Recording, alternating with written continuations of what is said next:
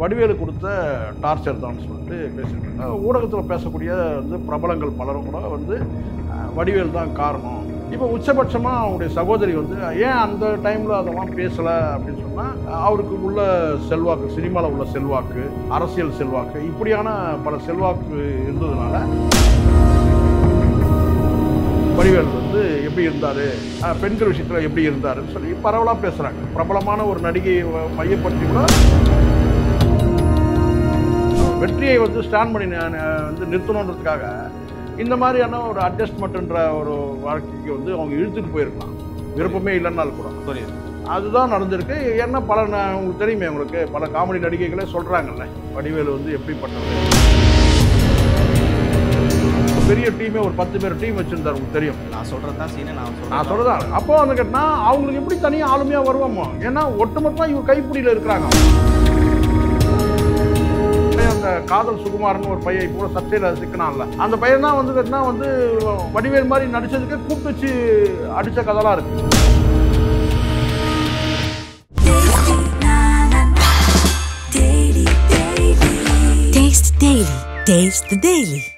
வணக்கம் sir.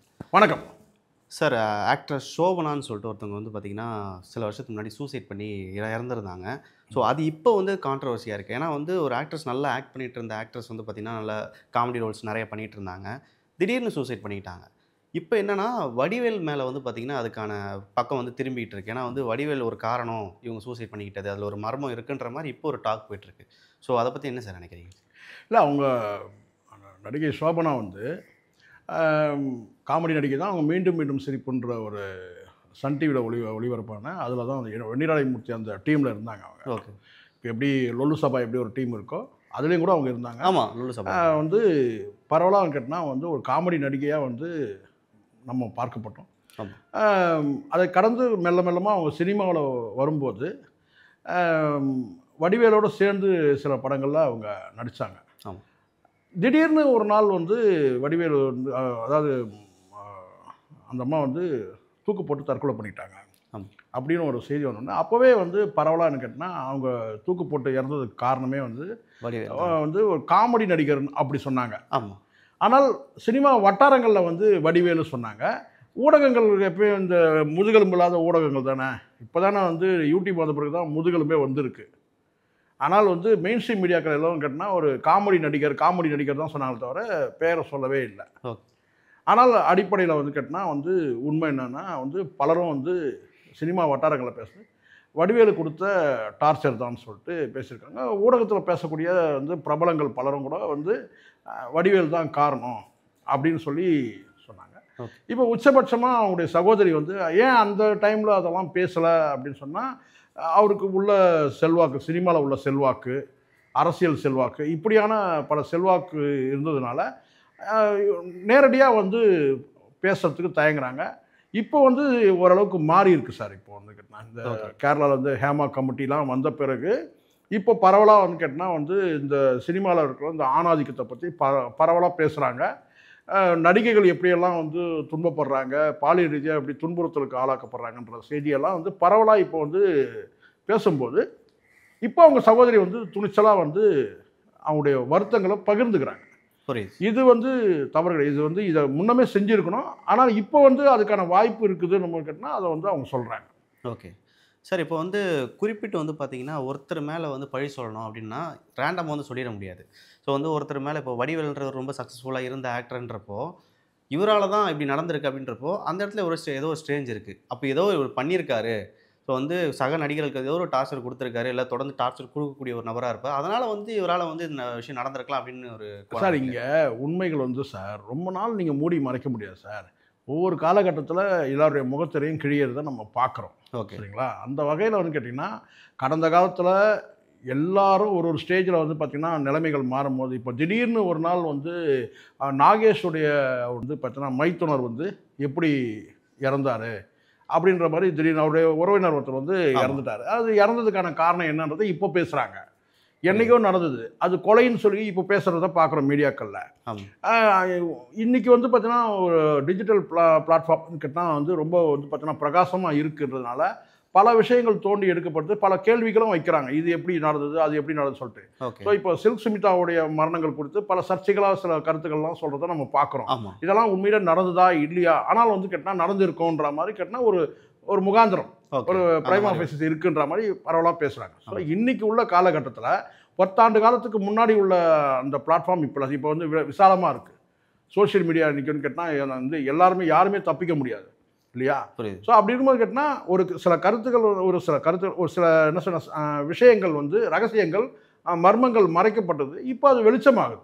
Okay. அந்த வகையில் வந்து கேட்டிங்கன்னா வந்து பரவலாக வந்து குறிப்பிட்ட இவர் பேசிட்டாரு அவர் பேசிட்டார்ல, பரவலான கருத்து இருக்குல்ல. இன்னைக்கு வந்து வடிவேலுக்கு வந்து மார்க்கெட் இல்லை. இன்னைக்கு வந்து அதில் நடிச்சிருக்க பல நடிகைகள் வந்து வெளிப்படையாக பேசுகிறாங்க. ஏன் நடிகர்களே பேசுகிறாங்க. ஆமாம். வந்து தனிநபர் ஆட்டிடியூட் எப்படி அப்படி சொல்லி பேசுகிறாங்க. வடிவேல் வந்து எப்படி இருந்தார், பெண்கள் விஷயத்தில் எப்படி இருந்தாருன்னு சொல்லி பரவலாக பேசுகிறாங்க. பிரபலமான ஒரு நடிகையை மையப்படுத்தி கூட செய்தி வந்தது. புரியுது. ஸோ இவர் வந்து கேட்டால் என்ன மாதிரி நடந்துப்பார் கேட்டால், சினிமாவில் வந்து கேட்டால் இவர் வந்து எப்படி நடந்துப்பார், திரை மறைவில் வந்து கேட்டால் இவர் வந்து பார்த்தீங்கன்னா வந்து 4 சவத்துக்குள்ளே இருட்டு அறையில் இவர் எப்படி இருப்பார் அப்படின்னு சொல்லி பரவலாக பேசுகிறாங்க. அந்த வகையில் கேட்டால் அவங்களுடைய மனக்குமுறல், அவங்களுடைய இழப்பு, அவங்களுடைய வலி, சோபனாவுடைய சகோதரி அவங்க பேசுகிறாங்க. அவங்க பேசுறது மூலமாக அவங்களுக்கு என்ன ரெமெடி கிடச்சிதுன்றது கிடையாது. அவங்களுடைய வலியை எப்பயாவது ஒரு இடத்துல சொல்லி தானே தீரணும். கண்டிப்பாக ஏதோ ஒரு இடத்துல சொல்லி தான் அப்படின்றது. சரி, இப்போ வந்து நிறைய விஷயம் நம்ம கேள்விப்பட்டிருக்கோம். வடிவேல் சார் நீங்கள் சொன்னீங்க, அதாவது சக நடிகர்கள் கிட்ட வந்து பார்த்தீங்கன்னா நிறைய ஆதிக்கம் செலுத்திட்டு இருந்தார். ஏன்னா அவர் கூட நடித்த நடிகர்கள்லாம் வந்து பார்த்தீங்கன்னா சக நடிகர்கள், காமெடி ஆக்டர்ஸ்லாம் இப்போ பெருசாக அங்கீகரிக்கப்படுறாங்களான்னு கேட்டால் கிடையாது. ஸோ அவங்களும் வந்து மார்க்கெட் எல்லாம் போயிட்டாங்க. ஒருவேளை வந்து சில ப்ராஜெக்ட்ஸை தனியாக வந்து பண்ண விட்டுருந்தா, ஸோ அந்த மாதிரி வந்து அவங்களுக்கு ஒரு ஃப்ரீடம் கொடுத்துருந்தா அவங்க இன்னைக்கு ஒரு ஆளாக ஆயிருப்பாங்க. அது வந்து அவருடைய கூட நடித்த பல நடிகர்கள் வந்து உங்களுக்கு சொன்னால் என்ன நாளைக்கு வந்து எங்கே ஷூட்டுன்றதை நல்லா புரிஞ்சுங்க. நாளைக்கு எங்கே ஷூட்டு, என்ன படம் அப்படின்றது கூட அவங்களுக்கு தெரியாது. ஓகே. இந்த உங்களுக்கு தெரியும் நினைக்கிறேன், இந்த சில இடங்களில் வந்து பார்த்திங்கன்னா இந்த கொளுத்து வேலைக்கெல்லாம் ஆள் எடுக்கிறதுக்கு குறிப்பிட்ட இடத்துல கும்பலாக நிற்பாங்க. ஆமாம். அவங்க வந்து பார்த்திங்கன்னா வந்து ஒரு காலத்தில் சினிமாவும் அப்படி தான் இருந்தது. ஒரு குறிப்பிட்ட நடிகர்கள் வந்து கேட்டால் ஒரு மேன்ஷனில் இல்லை ஒரு பர்டிகுலர் ஒரு இடத்துல வந்து கேட்டால் குழுமி இருப்பாங்க. அந்த காலத்துலலாம் பூங்காக்களில் இருப்பாங்களாம், பார்க்கில், பனகல் பார்க்கில், இந்த மாதிரி இடம் வந்து பார்த்திங்கன்னா வந்து ஒரு குறிப்பிட்ட இடங்களில் வந்து கோடம்பாக்கத்தில் ஒரு குறிப்பிட்ட இடத்துல வந்து கும்பலாக நிற்பாங்களாம். அப்போ வந்து நான் கேட்டால் இப்போ நீங்கள் 2 பேர் இங்கே போங்க அங்கே போங்க. அது மாதிரி ஒரு காலகட்டத்தில் வடிவேலோட வீட்டில் வந்து பார்த்திங்கன்னா வந்து ஒரு 10 பேர் 20 பேர் கும்பலாக இருப்பாங்களாம். அந்த டைமில் வந்து பார்த்திங்கன்னா வடிவேலு வந்து இதுதான் படம், இதுதான் இயக்குனர் அப்படிலாம் சொல்ல மாட்டாராம். நேராப்பா நீங்கள் 3 பேர் ஏவிஎம் ஸ்டுடியோக்கு வந்துருங்கன்னு சொல்லிட்டு காரில் இறக்கி கிளம்பி போயிட்டே இருப்பார். மீதி இருக்கவங்க திரும்பி போயிடுவாங்க. இவங்கெல்லாம் வந்து இந்த கொளுத்து வேலைக்காக காத்திருக்கிற அந்த சித்தாள் வேலைக்கு காத்திருப்பாங்க பாருங்கள், அந்த மாதிரி தான் வந்து இருந்ததா தகவல். ஒரு 3 பேரை கூப்பிட்டு போயிட்டு ஆன் த ஸ்பாட்டில் தான் வந்து உங்களுக்கு வந்து பேசக்கூடிய வசனங்களே புரியுது சொல்லுவாங்களாம். இப்போ உதாரணத்துக்கு இப்போ போண்டாமணி ஒரு காட்சியில் நடிக்கிறாருன்னு கேட்டால் ஆன் த ஸ்பாட்டில் போய் அங்கே சொல்லி அங்கே நடிக்க வைக்கிறதோட சரி. அங்கே எத்தனை டேக் வேணாலும் போய்கிட்டோம், அது பிரச்சனை கிடையாது. ஏன்னா வடிவேலு பெரிய ஜாம்பவன். புரியுது. ஸோ அந்த மாதிரி தான் வந்து இவர் ஒரு பெரிய டீமே ஒரு 10 பேர் டீம் வச்சுருந்தார். உங்களுக்கு தெரியும், நான் சொல்கிறது தான் சீனு, நான் சொல்கிறேன். அப்போ வந்து கேட்டால் அவங்களுக்கு எப்படி தனியாக ஆளுமையாக வருவோமோ, ஏன்னா ஒட்டுமொத்தமாக இவர் கைப்பிடியில் இருக்கிறாங்க. அவங்க தனி ஒரு காமெடினா வர முடியாது. ஒரே ஒரு பையன், அந்த காதல் சுகுமாரன் ஒரு பையன் இப்போ கூட சர்ச்சையில் சிக்கினான்ல, ஆமாம், அந்த பையன் தான் வந்து கேட்டால் வந்து வடிவேல் மாதிரி நடித்ததுக்கே கூப்பிட்டு வச்சு அடித்த கதைலாம் இருக்குது.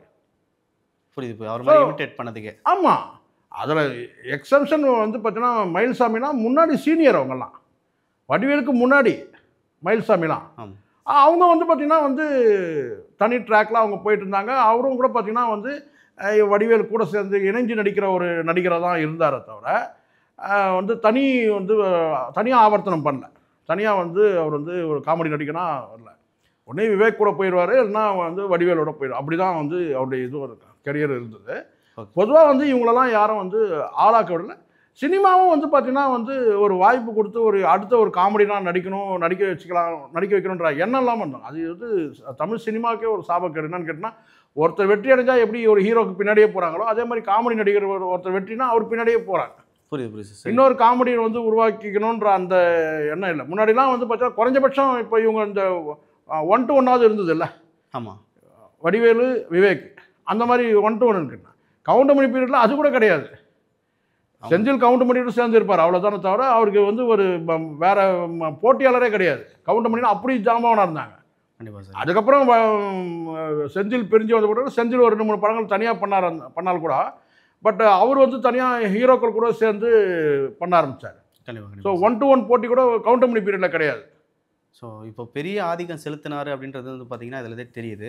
ஸோ இந்த ஆட்டிடியூட், அதாவது இந்த அமைப்பு தான் வந்து பார்த்தீங்கன்னா இந்த விஷயம் வந்து நடந்திருக்கலாம் அப்படின்ற ஒரு கோணத்தை வந்து பார்க்க வைக்கிறது இல்லையா? ஸோ இப்படி பண்ணியிருக்காரு. மேபி வந்து சோபனா அவங்களுக்கு இந்த மாதிரியான டார்ச்சர்ஸ், நீ வந்து இது மாதிரி நடிக்கக்கூடாதுன்ற மாதிரி சில விஷயங்கள்லாம் சொல்லி இதனால வந்து நடந்திருக்கலாம் அப்படின்ற ஒரு கோணம் தான். இவங்களுக்கெல்லாம் என்ன தெரியுமா சார், ஒரு கட்டத்துக்கு மேலே இவங்கெல்லாம் நல்லா தெரியும் வந்து அந்த மீண்டும் மீண்டும் சிரிப்புலாம் சரி, டிவி சீரியலில் இந்த மாதிரி இவங்க நடிச்சு வர மாதிரி கேட்டால், சினிமான்றது ஒரு பெரிய பிளாட்ஃபார்மு, ஒரு பெரிய ஒரு போர்ஷன், பெரிய அங்கே வந்து வேணா நம்ம வந்து ஒரு மனோரமா எப்படி வந்து கோல் வச்சுனாங்க உங்களுக்கு தெரியும். அதே மாதிரி வந்து கோவை சரளா வந்து கேட்டால் நின்னவங்க காமெடி நடிகைகளை நின்னவங்க சொல்கிறேன் நான். ஸோ இவங்கெல்லாம் வந்து இருக்கும்போது அந்த மாதிரி நாமளும் ஒரு நம்ம ப்ரொஃபஷனலில் நம்ம வந்து ஒரு சக்ஸஸ்ஃபுல்லான ஒரு காமெடி நடிகையாக வந்து இருக்கணும். ஏன்னா அவங்க காம்போவும் சில படங்களை நடித்தாங்க, நல்லா ஒர்க் அவுட் ஆச்சு. ஓகே. ஸோ அப்படி இருக்கும்போது கேட்டால் அவங்க அந்த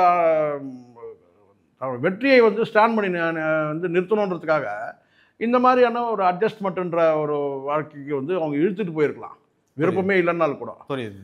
அதுதான் நடந்திருக்கு. ஏன்னா உங்களுக்கு தெரியுமே, உங்களுக்கு பல காமெடி நடிகைகளே சொல்கிறாங்கல்ல வடிவேலு வந்து எப்படிப்பட்டவரே சொல்கிறேன். பொதுவாக நான் சொல்கிறேன் சார், இவங்களாம் நான் இப்போது சின்ன ஒரு உதாரணம் நான் சொல்கிறேன். சக கலைஞர்களை நடிகைகளை வந்து கேட்டிங்கன்னா, நீங்கள் வந்து கடந்த காலத்தில் ஒரு காலத்தில் எப்படியோ இருந்திருக்கலாம் சார், ஆனால் இனி ஒரு காலங்களெல்லாம் இந்த மாதிரி இருக்கக்கூடாதுன்னு நான் நினைக்கிறேன். ஏன்னா இப்போது ஒன்றுமே இல்லை. ஒரு உதாரணத்துக்கு நான் சொல்கிறேன்.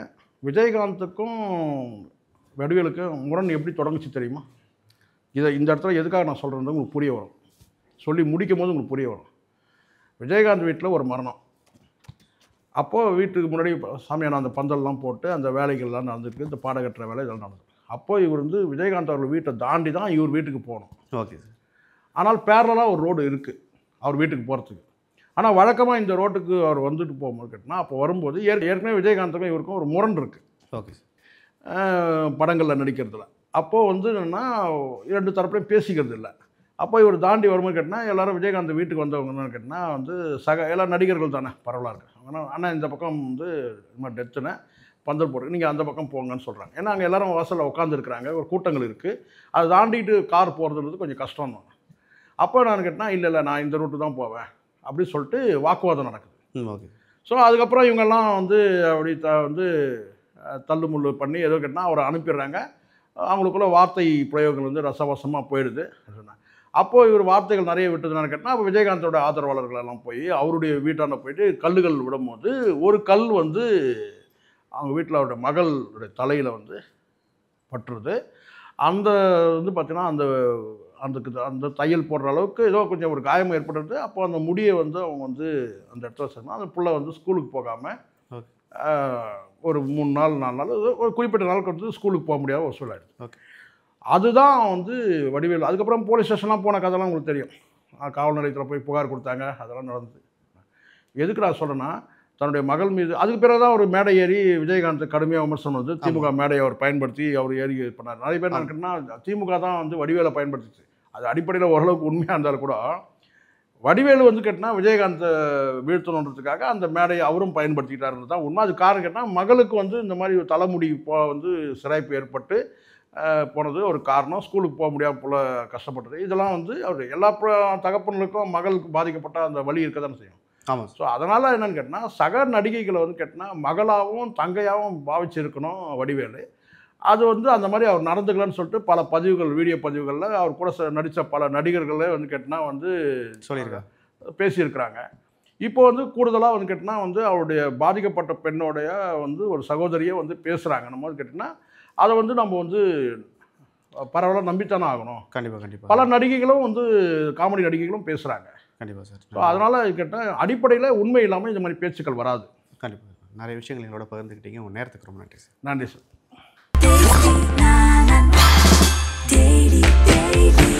Taste the Daily.